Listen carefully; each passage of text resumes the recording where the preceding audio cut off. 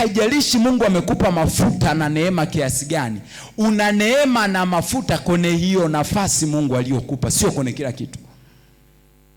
Naeleweka anachokizungumza? Ngoja niongee hivi. Jicho Mungu amelipa kila kitu kinachohitajika ili lione. Sisi hapa tunasomea sayansi, si ndio? Jicho limepewa kila kitu. Kuna mshipa wa fahamu ambao unatoka kwenye jicho unapeleka taarifa kwenye ubongo, si ndio? Maana yake kuna mambo, kuna lenzi. Kuna lenzi kwenye mguu. Sehemu pekee yenye lenzi kwenye mwili wa mwanadamu ni nini jamani? Ni jicho. Kuna kitu kinaitwa ngoma, tunaipata kwenye nini? Kwenye sikio, ili vibrate. Na hiyo vibration iende kutafsiriwa kwamba ni sauti gani inasikiwa. Huwezi ukakuta ngoma kwenye nini? Kwenye jicho. Kwa hiyo ina maana kila kiungo kimepewa uwezo, kimepewa vitu vya kipekee, lakini hivyo vitu vya kipekee vilivyopo ni kukisaidia kutimiza kusudi lake maalum. Jina la Bwana libarikiwe sana. Bwana Yesu asifiwe sana. Lakini ni mpaka umeviunganisha viungo vyote kwa pamoja ndio mtu anaweza akafanya anachotaka kukifanya.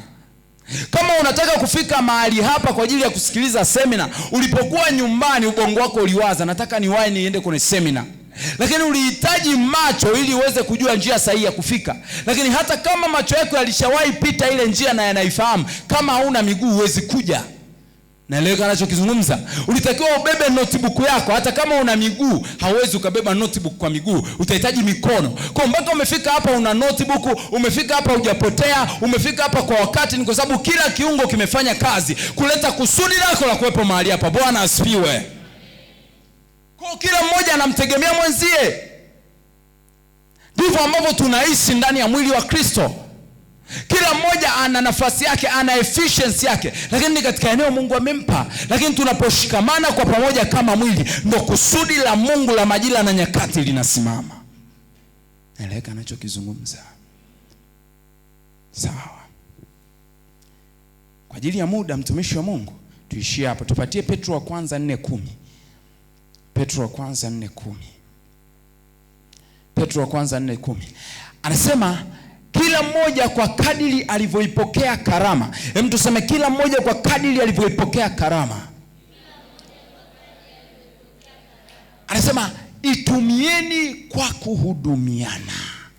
Itumie kwa kuhudumiana. Mungu amekupa mafuta ya ualimu, yatumie kutuhudumia. Mungu amekupa neema ya kutia moyo, tutie moyo. Bwana asifiwe. Mungu amekupa neema ya kufanya kitu fulani, kifanye, kwa sababu umepewa hiyo karama ni kwa ajili ya kuhudumiana. Maana unasema itumieni kwa kuhudumiana. Alafu anaweza sema kama mawakili wema wa neema mbalimbali za Mungu. Kwa hapa tuna neema mbalimbali za Mungu, na kila mmoja Mungu amemkirimia kwa kadiri ya kusudi lake. Lakini lengo kubwa la Mungu mwisho wa siku tutimize kusudi kama mwili wake. Tupatie mstari unaofuata.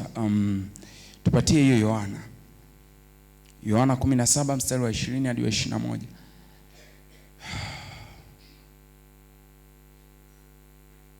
Sawa, ngoja waweke mambo sawa. Nataka nikusomea hapa. Okay. Yohana 17:20. Tunaelewa kwamba kitabu cha Yohana ni kitabu ambacho Yesu alikuwa anapeleka maombi kwa Mungu akiwa duniani. Na moja kati ya eneo ambalo Yesu aliliomba kwa kuugua sana, aliliombea kanisa liwe na umoja. Asa ngoja tuone hapa. Anasema wala si hao tu ninaowaombea. Haya ni maombi ya Yesu kwa babake. Anasema wala si hao tu ninaowaombea, lakini na wale watakaoamini kwa sababu ya neno lao. Kwamba hapa alikuwa anawaombea mitume, lakini akasema siwaombee tu wao akina Petro. Wako akina Ebeneza watakuja baada ya miaka 2000. Wako akina Neema watakuja baada ya miaka 2000. Na waombea na hao. Hilo kanisa la Udizim Munchas, Kasper Taomi, ninaliombea. Yesu alishatuombea. Alituombea kitu gani? Anasema wote wawe na umoja kama wewe Baba ulivyo ndani yangu nami ndani yako. Ninaomba kwamba uwape neema ya kuwa na umoja kama ambavyo mimi niko ndani yako na wewe Baba uko ndani yangu, kama ambavyo sisi watatu. Ngoja nikwambie siri hii. Nguvu ya Mungu sio kwa sababu ni Mungu Baba, sio kwa sababu ni Mungu Mwana, sio kwa sababu ni Mungu Roho Mtakatifu. Nguvu ya Mungu iko kwenye Trinity. Naeleka anachokizungumza. Nguvu ya Mungu ni katika ule utatu mtakatifu. The power of God is in Trinity. katika ule utatu, katika ule umoja walionao. That generates power, that infinite power, unexplainable power, beyond imagination, beyond what you can contempt. Jina la Bwana libarikiwe sana. Bwana Yesu asifiwe sana. Okay? Sawa. Anasema wote wawe na umoja kama wewe Baba ulivyo ndani yangu nami ndani yako, hao nao wawe ndani yetu, ili ulimwengu upate kusadiki ya kwamba wewe ndiwe uliyenituma. Kwa hakuna namna ulimwengu utamuona Mungu, hakuna namna watu wataongezeka kwenye ufalme wa Mungu, hakuna namna tutamwabudu Mungu jinsi tupasavyo, isipokuwa umoja umekuwa fungu letu kama mwili wa Kristo. Jamani, Bwana asifiwe. Sawa. Nashukuru mtumishi wa Mungu. Sasa tuone tupatie Kutoka sura ya 17. Kutoka sura ya 17 mstari wa 8 mpaka wa 13, na huu utatupeleka kwenye kipengele cha mwisho cha siku ya leo. Kutoka 17 mstari wa 8 hadi wa 3 wa 13, alafu utatupeleka kwenye kipengele cha mwisho cha siku ya leo. 17 mstari wa 8. Nisikize kwa makini.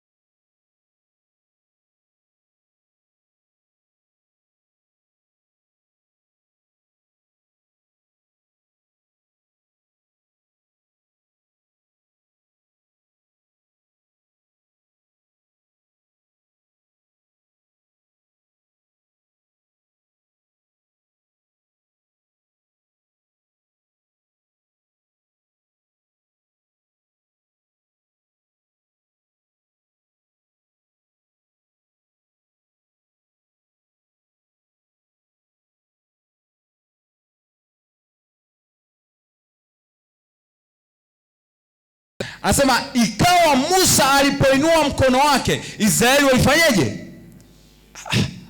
Wanaopigana ni Yoshua pamoja na kikosi, lakini Musa hayuko na silaha kule vitani, yeye amekaa mlimani. Lakini maandiko yanasema alipokuwa akiinua mikono kule upande wa pili, Israeli alikuwa anafanyaje? Anashinda. Hiyo ni ishara ya intercession, ishara ya kuwaombea ushindi wa Mungu kwenye ile vita.